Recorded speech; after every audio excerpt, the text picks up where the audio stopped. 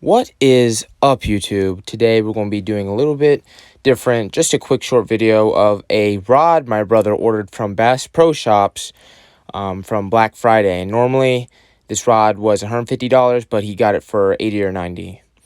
And, he really liked it. It took a while to get here, but, ended up being a pretty good baitcaster. It's called the Extreme.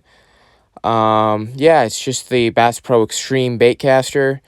Overall, it looks pretty good. It was 7 foot, medium heavy. Just your standard bass fishing baitcaster. It was pretty cool. Had really nice turn. Reeled in real nice. And as you can see there, it was all packaged up. Had the nice grips that felt amazing. Overall, it was a pretty sleek rod and reel combo. It had 7 bearings, and overall, it was just really cool. And yeah, we'll have to use it in the near future. Pretty cool.